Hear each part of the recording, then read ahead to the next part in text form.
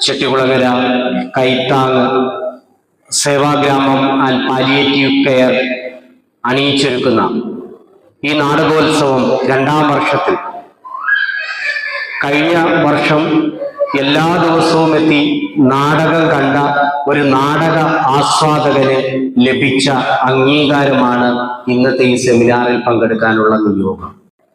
ഈ ചടങ്ങിൽ അധ്യക്ഷനായിരിക്കുന്ന പ്രിയപ്പെട്ട നടൻ ഗിരീഷ് കാർത്തിക്, സ്വാഗതം ഓതിയ ഗാനരചയിതാവ് ഹരി കണ്ണന്താനം, കണ്ണൻ ചെട്ടികുളങ്ങര, പ്രിയപ്പെട്ട ഉണ്ണി, കൈത്താങ്ങിൻ്റെ എല്ലാമായ പ്രിയപ്പെട്ട രാജേഷ് ഉണ്ണിച്ചേത്ത്, പ്രിയപ്പെട്ട പി കെ രജികുമാർ, ഏറ്റവും ആദരണീയരായ വ്യക്തിത്വങ്ങൾ. സംസാരിക്കേണ്ട വിഷയത്തെപ്പറ്റി ആദ്യം ചിന്തിച്ചാൽ മനസ്സിലേക്ക് ഓടി വരുന്നത് 2 മൊബൈൽ ഫോണുമായി നടക്കുന്ന എന്നെയാണ്. സാമൂഹിക മാധ്യമങ്ങൾ ഏത് രീതിയിലാണ് നമ്മളിലേക്ക് ആഴ്ന്നിറങ്ങുന്നത് എന്ന് ആലോചിച്ചാൽ ഏറ്റവും പ്രശസ്തമായ ഒരു വാക്യത്തിലേക്കാണ്, ഒരു വലിയ കൊട്ടേഷനിലേക്കാണ് കടന്നു ചെല്ലുന്നത്. ഒരുപക്ഷെ അറിയാതെ തന്നെ നാം ഓരോരുത്തരും അതിൻ്റെ ഇരകളാണ്. വളരെ പ്രശസ്തമായ കൊട്ടേഷൻ ഇങ്ങനെയാണ്: മാധ്യമങ്ങളെ നിയന്ത്രിക്കുന്നവർ നമ്മൾ അറിയാതെ തന്നെ നമ്മുടെ മനസ്സിനെ നിയന്ത്രിക്കുന്നു. ആ ഒരൊറ്റ കാര്യം ചൂണ്ടിക്കാട്ടി, ഉദാഹരണ സഹിതം ചൂണ്ടിക്കാട്ടി ഞാൻ ഈ വേദിയിൽ നിന്ന് വിടവാങ്ങാം എന്ന് കരുതുകയാണ്. വർഷങ്ങൾക്ക് മുൻപ് ഒരു +2 വിദ്യാർത്ഥികൾക്ക് വേണ്ടി ഒരു ക്ലാസ് എടുക്കാൻ ഞാൻ ഒരിടത്ത് പോയി. സ്ലൈഡൊക്കെ കാണിച്ചാണ് ക്ലാസ് എടുക്കുന്നത്. ആദ്യം ഞാൻ ആ സ്ലൈഡിൽ ആദ്യം കാണിച്ചത്, സ്ക്രീനിൽ ആദ്യം കാണിച്ചത് ചൈനയുടെ ഒരു ഭൂപടവും ചൈനയുടെ ഒരു മാപ്പാ കാണിച്ചത്, ചൈനയുടെ ഒരു പതാക. ഞാൻ ആദ്യമേ കുട്ടികളോട് പറഞ്ഞു, സ്ക്രീനിൽ തെളിയുന്ന പടം, ആ പടത്തെക്കുറിച്ച് നിങ്ങൾക്ക് ആദ്യം മനസ്സിൽ എന്ത് തോന്നുന്നു അത് പറഞ്ഞേക്കണം. ആലോചിക്കുകയൊന്നും വേണ്ട, ആദ്യം തോന്നുന്ന മറുപടി വേണം. ഒന്നാമതായി ഞാൻ കാണിച്ചത് ചൈനയുടെ ഒരു ഭൂപടമായിരുന്നു. ചൈനയുടെ പതാകയൊക്കെ ഉണ്ടായിരുന്നു. മിടുക്കരായ +2 വിദ്യാർത്ഥികളിൽ ചിലരുടെ വായിൽ നിന്ന് ആദ്യം വന്ന വാക്ക് ഡ്യൂപ്ലിക്കേറ്റ്. ഞാൻ പറയുന്ന കാര്യം കൃത്യമായി എത്തുന്നുണ്ടെന്ന് കരുതുന്നു. ഞാൻ കാണിച്ചത് ചൈനയുടെ ഭൂപടമാണ്, ചൈനയുടെ പതാകയാണ് കാണിച്ചത്. +2 വിദ്യാർത്ഥികളുടെ ക്വിക്ക് റെസ്പോൺസ് ഡ്യൂപ്ലിക്കേറ്റ്. രണ്ടാമതായി ഞാൻ കാണിച്ചത് MRF ടയറാണ്. സ്ലൈഡ് രണ്ടാമതായി വന്നത് MRF. കുട്ടികളുടെ അടുത്ത പ്രതികരണം എന്തായിരിക്കുമെന്ന് ഊഹിക്കാം. ആ +2 വിദ്യാർത്ഥികളുടെ ക്വിക്ക് റെസ്പോൺസ് സച്ചിൻ ടെണ്ടുൽക്കർ. ചൈനയുടെ ഭൂപടം കാണിച്ചപ്പോൾ ഡ്യൂപ്ലിക്കേറ്റ്, MRF ടയറിന്റെ ചിത്രം കാണിച്ചപ്പോൾ അത് സച്ചിൻ ടെണ്ടുൽക്കർ. അടുത്തത് പറയുമ്പോൾ വിഷമം തോന്നില്ല. മൂന്നാമതായി ഞാൻ കാണിച്ചത് ഒരു സോളാർ പാനലാണ്. ഒരു കെട്ടിടത്തിന് മുകളിൽ മുഴുവനായി സോളാർ പാനൽ നിരത്തി വച്ചിരിക്കുന്നു. ഊഹിക്കുന്നുണ്ടോ നമ്മുടെ +2 കുഞ്ഞുങ്ങൾ എന്തു പറഞ്ഞു കാണുമെന്ന്? സരിത. ഒരു സംശയമില്ല, ഈ പ്രപഞ്ചത്തിന്റെ ജീവനാടി എന്ന സോളാർ എനർജിയെ, സൗരോർജത്തെ പറ്റിയുള്ള ഒരു ചിത്രം കണ്ടപ്പോൾ +2കാരന്റെ മനസ്സിലേക്ക് ഓടിയെത്തിയത് സോളാർ സരിത. അടുത്തതായി ഞാൻ കാണിച്ച ചിത്രം ഒരു സ്വാമിജിയുടെ ചിത്രം. അത് കണ്ടപ്പോൾ ആ കുട്ടികൾ പറഞ്ഞത് സ്വാമി വിവേകാനന്ദൻ. ഞാൻ യഥാർത്ഥത്തിൽ കാണിച്ച സ്വാമി വിവേകാനന്ദന്റെ ചിത്രമല്ല. മാത്രമല്ല അതേപോലെ വേഷം ധരിച്ച ഒരു വ്യക്തിയുടെ ഇമേജ് ആയിരുന്നു ആ സ്ക്രീനിൽ കാണിച്ചത്. വീണ്ടും ഞാൻ എന്റെ ഒന്നിലേക്ക് പോകുന്നു. ചൈനയുടെ ഭൂപടം കണ്ടപ്പോൾ ഡ്യൂപ്ലിക്കേറ്റ്, MRFന്റെ ടയറിന്റെ ചിത്രം കണ്ടപ്പോൾ സച്ചിൻ തെണ്ടുൽക്കർ, സോളാർ പാനലുകൾ കണ്ടപ്പോൾ സരിത, ഒരു സ്വാമിജിയെ കണ്ടപ്പോൾ സ്വാമി വിവേകാനന്ദൻ.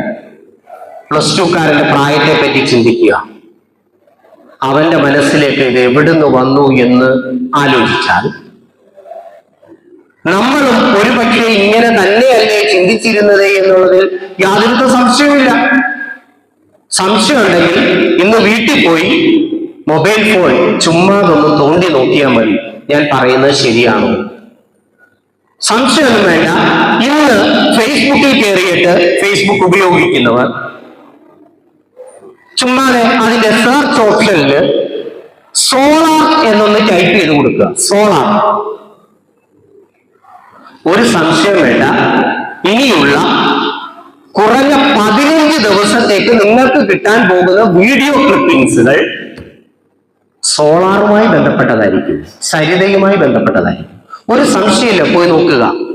നാം പോലും അറിയാതെ ഒരു വലിയ വിപത്തുണ്ട്. ഈ അടുത്ത കാലത്ത് എന്റെ ഒരു സുഹൃത്ത് പറഞ്ഞ ഒരു കഥയുണ്ട്. അവനും വൈഫും കൂടി കുറച്ച് സാധനങ്ങളൊക്കെ മേടിക്കുന്ന കാര്യങ്ങൾ ഡിസ്കസ് ചെയ്യുക. അറിയാതെ ഫോൺ ഓണായി അവിടെ ഇരിപ്പുണ്ട്, ഫേസ്ബുക്ക് ഓണായി കിടക്കുകയാണ്. അവർ കുറച്ച് സാധനങ്ങളൊക്കെ പർച്ചേസ് ചെയ്യുന്ന കാര്യം പേഴ്സണലായി സംസാരിക്കുക. അവർ പറയുക, പിന്നീട് വന്ന് 15 ദിവസത്തേക്ക് തുടർച്ചയായി അവർ വന്ന പരസ്യങ്ങളെല്ലാം അവർ ഏത് സാധനം മേടിക്കാൻ ഉദ്ദേശിച്ചു ഈ സാധനങ്ങളുടെയാണ്. ഇതൊക്കെ കേൾക്കുമ്പോൾ തോന്നും ഈ പറയുന്നതിന് വട്ടാണ്. ഒരു സംശയമില്ല, ടെസ്റ്റ് ചെയ്ത് നോക്കിക്കോ. 15 ദിവസം കഴിഞ്ഞ് നമുക്ക് എവിടെയെങ്കിലും ഒക്കെ വെച്ച് ഈ ചുറ്റുകുളങ്ങരയുടെ മണ്ണിൽ വെച്ച് കണ്ടാൽ നമുക്ക് ഉറപ്പാക്കാം. നാം അറിയാതെ ഈ ഫേസ്ബുക്കിൽ, സമൂഹ മാധ്യമങ്ങൾ, സോഷ്യൽ മീഡിയയിൽ ഒരു മൈക്ക് ഓണായി കിടപ്പുണ്ട്. നാം സംസാരിക്കുന്നതെന്തും അതേപോലെ ഇവൻ ഒപ്പിയെടുത്തിട്ട് അവൻ മനസ്സിലാക്കും നമ്മുടെ മനസ്സിന് ആഗ്രഹമുള്ളത്, നമ്മുടെ മനസ്സിന് താല്പര്യമുള്ളത് ഇതാണ്, അതുകൊണ്ട് ഇത് ഇട്ട് കൊടുത്താൽ ഇവൻ ഇത് കാണും. അത് നമ്മൾ കണ്ടാലേ സുക്കറണ്ണനും വരുമാനം ഉണ്ടാകും. സുക്കറണ്ണന് വരുമാനം ഉണ്ടാക്കി കൊടുക്കുക എന്നുള്ള ജോലിയിലേക്ക് അവൻ മൈക്ക് ഓട്ടോമാറ്റിക്കലി ഇതൊക്കെ ഓഫ് ചെയ്തിടാം. പക്ഷെ നമ്മൾ ഇതൊന്നും ചെയ്യാറില്ല. ഈ ഇവിടെ ഇരിക്കുന്ന നമ്മളിൽ പലർക്കും ഈ മൊബൈൽ ഫോൺ ഉപയോഗിക്കുന്നതിന്റെ, ഞാൻ എന്നെ ഉൾപ്പെടെയാണ് പറയുന്നത്, 50% പോലും ഇത് കൃത്യമായി ഉപയോഗിക്കാൻ നമുക്കാർക്കും അറിയില്ല. നമ്മുടെ വീട്ടിലെ ചിലപ്പോൾ 3ാം ക്ലാസ്സുകാരൻ്റെയിലോ 2ാം ക്ലാസ്സുകാരൻ്റെയിലോ ഫോൺ ഒന്ന് കൊണ്ട് കൊടുത്താൽ അറിയാം. ഞാൻ തമാശയ്ക്ക് കുട്ടികളോട് പറയുന്ന ഒരു കാര്യമുണ്ട്. ഒരു സംശയമില്ല, പണ്ടത്തെ കാലത്തൊക്കെ നമ്മൾ കുഞ്ഞുങ്ങൾക്ക് എന്തെങ്കിലുമൊക്കെ പറഞ്ഞു കൊടുക്കുമായിരുന്നു. എന്നാൽ ഇന്ന് നമ്മൾ ഫോൺ ഒന്ന് ശരിയാക്കണമെങ്കിൽ മോന്റെ കൊടുക്കും, അല്ലെങ്കിൽ മോനെ കൊടുക്കുന്നാണ്ട് ഈ ഫോൺ ഇത് എങ്ങനെ ഒന്ന് ചെയ്യുന്ന ഒന്ന് ചെയ്തേ. അവൻ അല്ലെങ്കിൽ അവള് ആ ഫോണൊന്ന് റെഡിയാക്കിയിട്ട് തിരിച്ച് നമ്മുടെ കയ്യിലോട്ടൊന്ന് തരുമ്പോഴേ അവന്റെ മോന്തയ്ക്കൊന്ന് നോക്കണം. നോക്കിയിട്ടില്ലെങ്കിൽ ഇന്നൊന്ന് പോയി നോക്കണം. വീട്ടിലെ കൊച്ചുമോന്റെ കയ്യിലോ കൊച്ചുമോന്റെ കയ്യിലോ ഫോണിനകത്ത് ഒരു ഓപ്ഷൻ ഒന്ന് സെറ്റ് ചെയ്യാൻ കൊടുത്തിട്ട് ഫോൺ തിരികെ തരുമ്പം അവന്റെ മുഖത്തൊരു ഭാവമുണ്ട്. എന്താ അറിയോ, എന്റെ അമ്മൂമ്മേ, എന്റെ അപ്പൂപ്പ, അല്ലെങ്കിൽ എന്റെ അപ്പ ഇതുപോലും അറിയാതാണ് അവിടെ ജീവിക്കുന്നത് എന്ന് പറയുന്ന ഒരു പുച്ഛഭാവം അവന്റെ മുഖത്ത് തെളിയാറുണ്ട്. നമ്മളൊക്കെ പഴഞ്ചനാണ് എന്ന് തിരിച്ചറിയുക. ഞാൻ ഈ ഫേസ്ബുക്ക് എന്ന് പറയുമ്പോൾ ഇവിടെ കേൾക്കുന്ന ഏതെങ്കിലും ന്യൂജൻ പിള്ളേരുണ്ടല്ലോ, എന്നെ ഓടിച്ചിട്ട് തല്ലും. ഫേസ്ബുക്ക് ഉപയോഗിക്കുന്ന ആരാന്നറിയോ? പഴഞ്ചൻ ജനറേഷനാണ്. അതൊക്കെ പോയി ഇൻസ്റ്റയുടെ ലോകത്താണ് ന്യൂജൻ. നമ്മൾ ഉപയോഗിക്കുന്നതിനേക്കാൾ വളരെ സുന്ദരമായി ഇൻസ്റ്റ ഉപയോഗിക്കുന്ന കുഞ്ഞുങ്ങൾ അവർ പറയും ഫേസ്ബുക്ക് ഉപയോഗിക്കുന്നത് അവരൊക്കെ വെറും പാഴാണ് എന്ന് പറയും. തീർച്ചയായിട്ടും ഞാൻ സൂചിപ്പിച്ചത്, നമ്മൾ കാണുന്നതും നമ്മൾ കേൾക്കാൻ ആഗ്രഹിക്കുന്നതും നമുക്ക് തന്നുകൊണ്ട് നമ്മളെ കൃത്യമായി അതിലേക്ക് ആവാഹിച്ചെടുക്കുവാൻ ഈ സാമൂഹിക മാധ്യമങ്ങൾക്ക് കഴിയുന്നുണ്ട് എന്നുള്ളതാണ് ഏറ്റവും വലിയ യാഥാർത്ഥ്യം. 53 വർഷമായി ആദ്യത്തെ ഇമെയിൽ സന്ദേശം പോയിട്ടു. 1971 ആദ്യത്തെ ഇമെയിൽ സന്ദേശം പോകുന്നത്. 53 വർഷമായി നമ്മളെ ട്രാപ്പിലാക്കിക്കൊണ്ടേയിരിക്കുകയായിരുന്നു. 1971 ആദ്യത്തെ ഇമെയിൽ സന്ദേശത്തെ തുടങ്ങിയതാണ്. ഏറ്റവും രസകരമായ ഒരു കാര്യം കേട്ടാൽ, 700 കോടി ജനങ്ങൾ, ലോകത്തുള്ള 700 കോടി ജനങ്ങൾ ഇന്റർനെറ്റ് ഉപയോഗിക്കുന്നു. ഒരു തരത്തിൽ അല്ലെങ്കിൽ മറ്റൊരു തരത്തിൽ. അതിൽ 200 കോടി ജനങ്ങൾ ഇതിന് അഡിക്റ്റഡ് ആണ്. ഞാൻ അതിനകത്തുള്ളത് ആ 200 കോടിയിൽ ഒരാൾ ഞാൻ. ഇന്റർനെറ്റ് അഡിക്റ്റഡ് ആണ് 200 കോടി ജനങ്ങൾ ലോകത്തെ. അങ്ങനെ ഇരുന്നപ്പോൾ ഒരു സർവേ നടത്തി. ഒരു മനുഷ്യൻ ഒരു ദിവസം എത്ര നേരം ഇന്റർനെറ്റ് ഉപയോഗിക്കും അല്ലെങ്കിൽ സോഷ്യൽ മീഡിയ ഹാൻഡിൽ ചെയ്യും? പഠനം നടത്തി കണ്ടെത്തിയ സമയം കൃത്യമായി കേൾക്കുക, 2 മണിക്കൂർ 28 മിനിറ്റ്. പഠനം നടത്തി കണ്ടെത്തിയതാണ് ഒരു ദിവസം ലോകത്തെ മനുഷ്യൻ ശരാശരി 2 മണിക്കൂർ 28 മിനിറ്റ് മൊബൈൽ ഫോണിലാണ്, ഏതെങ്കിലും സമൂഹ മാധ്യമങ്ങൾ ഉപയോഗിക്കുന്നുണ്ട് എന്നുള്ളത് ഉറപ്പാണ്. അങ്ങനെയെങ്കിൽ ഏറ്റവും കൂടുതൽ ഉപയോഗിക്കുന്ന രാജ്യക്കാരാരായിരിക്കും? ചുമ്മാതെ ഗസ്. നമ്മുടെ നാട്ടിൽ പറയണ്ട, പേടിക്കണ്ട. ലോകത്തെ ഏറ്റവും കൂടുതൽ നേരം ഇന്റർനെറ്റ് ഉപയോഗിക്കുന്ന രാജ്യം ഇച്ചിരി ദൂരെയാ, പക്ഷെ നമുക്ക് അവരോട് ഇച്ചിരി സ്നേഹമുണ്ട്. അർജന്റീനക്കാരാ. ആ സ്നേഹം ഫുട്ബോളിൽ കൂടെ കിട്ടിയ സ്നേഹം. അർജന്റീനക്കാരാണ് ലോകത്തെ ഏറ്റവും കൂടുതൽ സമയം മൊബൈൽ ഫോൺ ഉപയോഗിക്കുന്നത് അല്ലെങ്കിൽ സോഷ്യൽ മീഡിയ ഉപയോഗിക്കുന്നത്. മൊബൈൽ ഫോൺ എന്നുള്ള വാക്കിനെ ഉപയോഗിക്കുന്നത് സോഷ്യൽ മീഡിയ ഉപയോഗിക്കുന്നത്. അവര് ഉപയോഗിക്കുന്നത് 4 മണിക്കൂർ 50 മിനിറ്റ് ആണ് ഒരു ദിവസം ഉപയോഗിക്കുന്നത്. ഏറ്റവും രസകരമായ ഒരു കാര്യം, അത് പറയാൻ വേണ്ടിയാണ് ഞാൻ ഈ സമയം പറഞ്ഞത്. ലോകത്തെ ഏറ്റവും കുറഞ്ഞ സമയം സോഷ്യൽ മീഡിയയിൽ സമയം കളയുന്നത് ഒരു രാജ്യമുണ്ട്. ഏറ്റവും കുറവ് സമയം സോഷ്യൽ മീഡിയ ഉപയോഗിക്കുന്ന ഒരു രാജ്യം, ആ രാജ്യം മറ്റാരുമല്ല, ഏറ്റവും വലിയ ദുരന്തമേറ്റുവാങ്ങിയ ഒരു രാജ്യമാണ്. പക്ഷേ ഇന്ന് ലോകം അവന്റെ കാൽച്ചുവട്ടിലാണ്. ഹിരോഷിമയും നാഗസാക്കിയും കൊണ്ട് നശിപ്പിക്കപ്പെട്ട ഒരു രാജ്യം. ജപ്പാനിലെ ജനങ്ങൾ വെറും 40 മിനിറ്റിൽ താഴെയാണ് സോഷ്യൽ മീഡിയയിൽ ഒരു ദിവസം ചെലവഴിക്കുന്നത്. അപ്പൊ ജപ്പാൻകാരന്റെ നേട്ടം എന്തുകൊണ്ടുണ്ടായി എന്ന് ചിന്തിച്ചെങ്ങും പോകണ്ട. ജപ്പാൻകാരൻ എന്തുകൊണ്ടാണ് നേട്ടങ്ങളിൽ നിന്ന് നേട്ടങ്ങളിലേക്ക് പടവുകൾ ചവിട്ടി കയറി എന്ന് ചോദിച്ചാൽ ഉത്തരവേ ഉള്ളൂ. അവൻ സമൂഹ മാധ്യമത്തിൽ ചെലവഴിക്കുന്ന സമയത്തിന്റെ ചുരുക്കം അവൻ നന്മയ്ക്ക് വേണ്ടി ഉപയോഗിക്കുന്നു എന്നുള്ളതാണ്. ഇതെല്ലാം പറയുമ്പോൾ ഏറ്റവും പ്രധാനപ്പെട്ടതായ ഒരു ചോദ്യം വരും, എന്നാ പിന്നെ ഇതൊക്കെ അങ്ങ് നിരോധിച്ചാൽ പോരെ, ഇതങ്ങ് ഇല്ലാതാക്കിയാൽ പോരെ? ഒരിക്കലും ഇത് നിരോധിക്കണം എന്നുള്ള ഒരു അഭിപ്രായക്കാരനേ അല്ല ഞാൻ. ഒരിക്കലും സമൂഹ മാധ്യമങ്ങളെ ഉപയോഗിക്കാതെ കളയുക എന്ന് ഞാൻ പറയില്ല. വീണ്ടും ഞാൻ കുഞ്ഞുങ്ങളിലേക്ക് വരിക. ആ കുഞ്ഞുങ്ങളോടൊന്ന് ചോദിച്ചാൽ മതി. നമ്മുടെ കുഞ്ഞുങ്ങൾ ഒരുപക്ഷെ സെർച്ച് എഞ്ചിനുകളിൽ ഏറ്റവും കൂടുതൽ സമയം സെർച്ച് ചെയ്തിട്ടുള്ളത് നിരോധിക്കപ്പെട്ട ആപ്പുകളായിരിക്കും. നമ്മുടെ രാജ്യത്ത് പല ആപ്പുകളും സോഷ്യൽ മീഡിയ പ്ലാറ്റ്ഫോമുകൾ നിരോധിച്ചു. പക്ഷെ നമ്മുടെ കുഞ്ഞുങ്ങൾ ഏറ്റവും കൂടുതൽ തെരഞ്ഞു പോയത് നിരോധിക്കപ്പെട്ടതാണ്. മനസ്സിലാക്കുക, നോ എന്ന് പറയുന്നിടത്താണ് അത് വേണമെന്നുള്ള തോന്നൽ കൂടുതലായി ഉണ്ടാകുന്നത്. അതിനർത്ഥം നോ എന്ന് പറയേണ്ടിടത്ത് നോ എന്ന് പറയണ്ട എന്നല്ല, മറിച്ച് നമ്മുടെ ജീവിതത്തെ കാർന്നു തിന്നുന്ന സമൂഹ മാധ്യമങ്ങളിലേക്കുള്ള ഉപയോഗ സമയം കുറയ്ക്കാൻ നമുക്ക് കഴിയില്ലെങ്കിൽ അവിടെയാണ് ഒരു ജപ്പാനായി മാറുവാൻ നമുക്ക് സാധിക്കുന്നത്. നമ്മുടെ കുഞ്ഞുങ്ങളിലേക്ക് അങ്ങനെ ഒരു സന്ദേശം പകരുവാൻ നമുക്ക് കഴിയണം.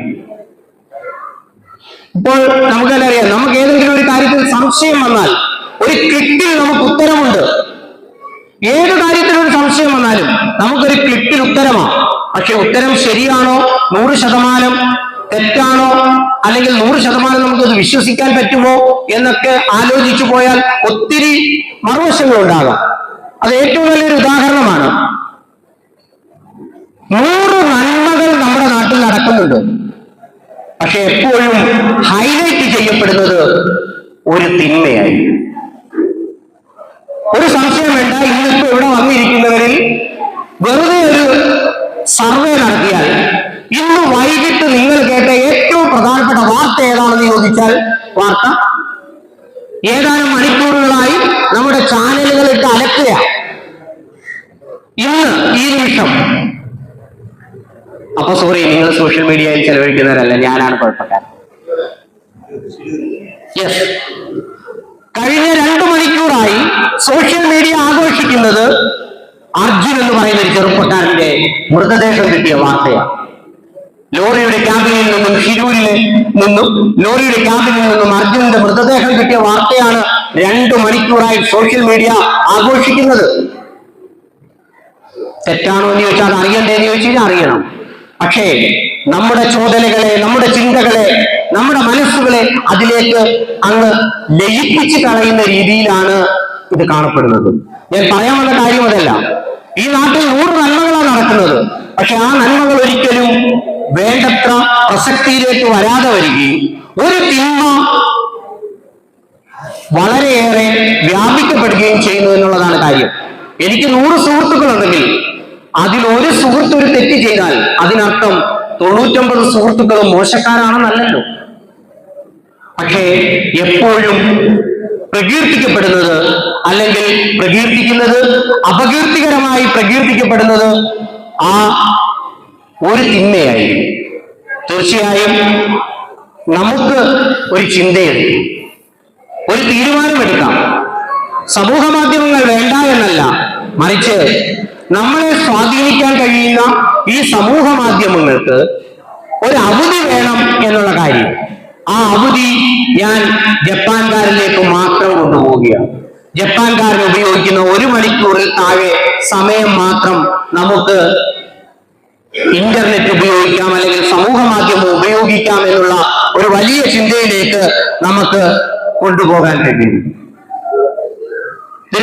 ഇത് ഉപയോഗിക്കാതെ ഇരിക്കരുത് എന്ന് പറയുന്നതിനും ഞാൻ ചൂണ്ടിക്കാണിക്കുന്ന ഒരു കാര്യമുണ്ട്. കാർ ഓടിച്ച് റോഡിൽ കൂടെ പോയാൽ, അല്ലെങ്കിൽ വാഹനം ഓടിച്ച് റോഡിൽ കൂടെ പോയാൽ ആക്സിഡന്റ് ഉണ്ടാകും. അപകടം സ്വാഭാവികമായിട്ടും ഉണ്ടാകാം, അശ്രദ്ധ ഉണ്ടായാൽ.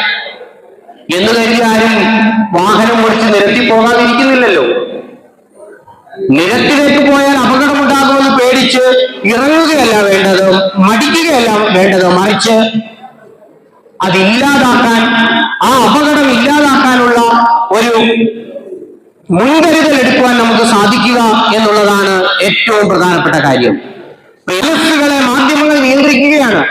അങ്ങനെ ഒരു നിയന്ത്രണം ഉണ്ടാകാതിരിക്കുവാൻ നാം സ്വയം ഒരു വിലയിരുത്തലിന് തയ്യാറാകണം.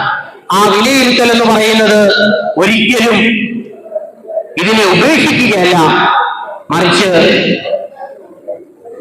നാം നമ്മുടെ യുക്തിക്കനുസരിച്ച് കൃത്യമായ ഇടവേളകളിൽ മാത്രം ഉപയോഗിക്കുന്ന ഒരു വസ്തുവായി സമൂഹ മാധ്യമം മാറണം. ഇത് മാറണമെങ്കിൽ കുട്ടികളിൽ നിന്ന് തന്നെ തുടങ്ങണം. അത് ഏറ്റവും നല്ലതായി ചെയ്യാൻ കഴിയുന്നത് മാതാപിതാക്കൾക്ക് മാത്രമാണ്, ഒരു സംശയവും വേണ്ട. അങ്ങനെ സാധിക്കണമെങ്കിൽ പ്രിയപ്പെട്ട അമ്മമാര് ഒരു കാര്യം ഓർക്കുക, മക്കളെ ചേർത്ത് പിടിക്കാൻ, അവരെ ഒപ്പം ചേർത്ത് നിർത്തുവാൻ സാധിക്കണം. നമ്മുടെ കുഞ്ഞുങ്ങൾക്ക് സമൂഹ മാധ്യമങ്ങളിൽ അവർ അടിമകളായി മാറാതിരിക്കുവാൻ, സ്നേഹത്തിന്റെ അവിയൽ അവർക്ക് ഉണ്ടാക്കി കൊടുക്കുവാൻ, അവരെ മാറോട് ചേർത്ത് നിർത്തുവാൻ നമുക്ക് സാധിക്കണം. അതിനായി നമുക്ക് മുന്നേറാം. നമ്മുടെ പ്രാർത്ഥനകളിൽ നമ്മുടെ കുഞ്ഞുങ്ങൾ ഉണ്ടാകണം, നമ്മുടെ തലമുറ ഉണ്ടാകണം.